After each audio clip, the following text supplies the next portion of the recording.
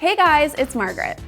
So I feel like it's that time of year where you can't go anywhere without seeing pumpkins, fake cobwebs, and even full-on graveyards, which is why I think it's time for me to show you how I set up my month of October in my bullet journal. October has always been my favorite time of year, well, aside from Christmas, because it means it's the month of Halloween, which means candy for days and days and days. In fact, Halloween was the only time of year that my parents let me have candy for dinner. Candy for dinner.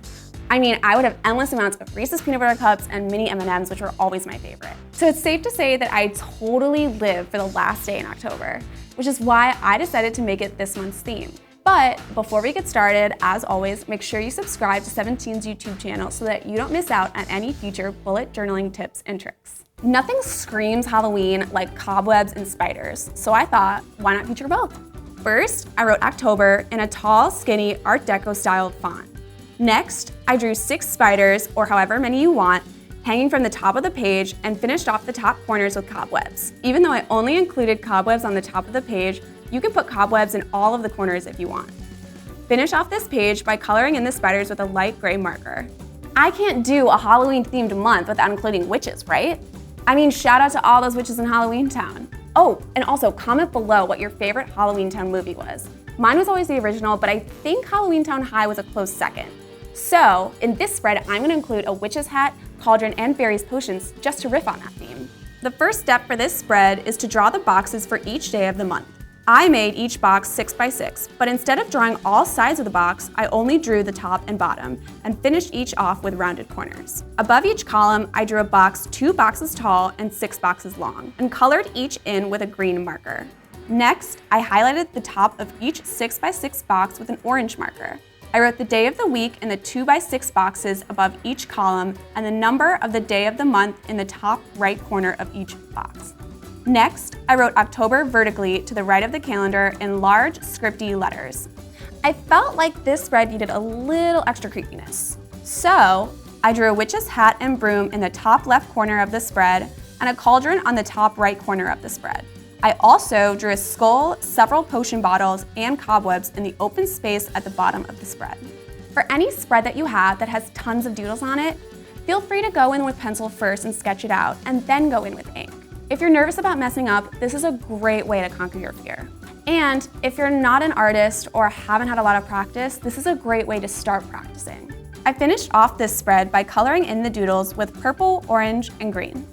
And there you have it. An homage to Halloween, and more importantly, Halloweentown. No Halloween-themed bujo is complete without a page of ghosts. So for this month's mood tracker, I decided to use cute little ghosts to represent how I'm feeling each day. I know for many of you that doodling can be a very daunting task. That's why I included this spread of ghosts, so that I can show you that they're really not that bad. The shapes of the ghosts are very forgiving, so even if you make a mistake, it's not really gonna show. So if you're new to doodling and you wanna start with something simple, this is a great place to start. The first thing you're going to do is draw a rectangular box in the top right of your spread. That is the length of the right page and 5 boxes tall. In this box, you're going to draw 6 different smileys representing 6 different emotions. Next, we're going to start drawing our ghosts. There will be 31 of them in total, each representing a day of the month. I drew all of my ghosts with different shapes and wrote each number of the day of the month very small towards the bottom of each ghost. Next, I colored in each of the ghosts using either pink, green, or purple. Finish off this spread by writing Mood Tracker at the top of the page in a script font. To use this page, draw a smiley and the corresponding ghost for the day of the month that you're feeling that emotion. For this month's habit tracker, I actually decided to set it up just a little bit differently than I have in the past. So instead of using a graph-like setup, I decided to use several mini October calendars for each habit. And then I accessorized the page with black cats.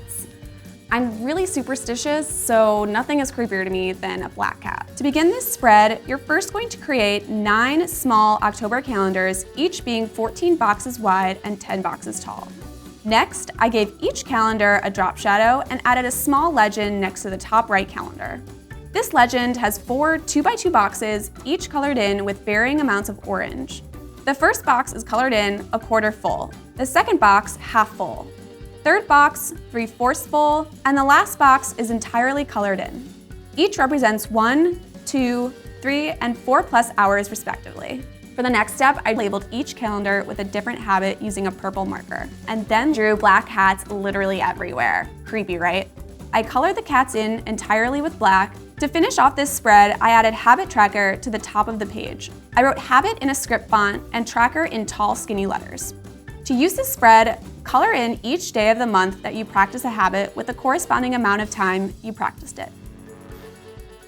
So obviously, aside from my candy obsession, one of the reasons I love Halloween is because I get to binge watch scary movies, and I'm obsessed with scary movies. To keep up with the growing list of scary movies that I need to watch, I decided to make a Halloween movie watch list. First, I drew 4 rows of tickets that are each 9 boxes wide and 5 boxes tall. I used a squiggly line to divide each ticket and added highlights to the top and bottom of each ticket.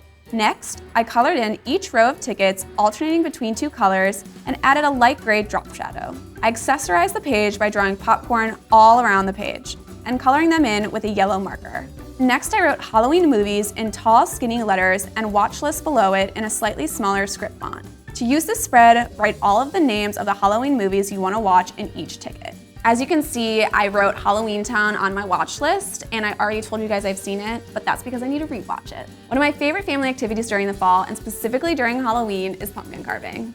I love creating cool patterns all over the pumpkins, and then at the end, roasting the pumpkin seeds. It's the best. So I thought, what better way to incorporate pumpkins into my Halloween-themed bujo than including them in my weekly? That way, whenever I have to redraw my weekly spread, I'm reminded of my favorite family activity. The first thing I did was write the days of the week in cursive, leaving about 4 to 5 spaces in between each day of the week. I also included notes as one of the sections and connected these days of the week with a horizontal line. Next, I drew pumpkins with curly vines in the spaces in between each of the days of the week at the top of the page. I made sure to leave room at the top left of the page for the month and week.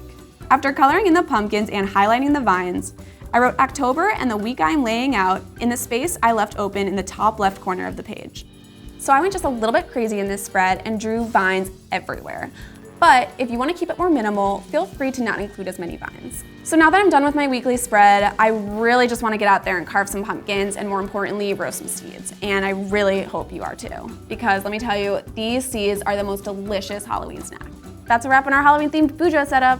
I really hope this leaves you with some super scary, inspiring ideas for your bujo. This year for Halloween, I'm gonna be going as Betty from Riverdale, and I really wanna know what you guys are gonna be going as. So comment below and let me know if you're twinning with me. And as always, subscribe to 17's YouTube channel so that you don't miss out on any future bullet journaling tips and tricks. Hope you have an extra creepy Halloween this year, and I'll see you next week.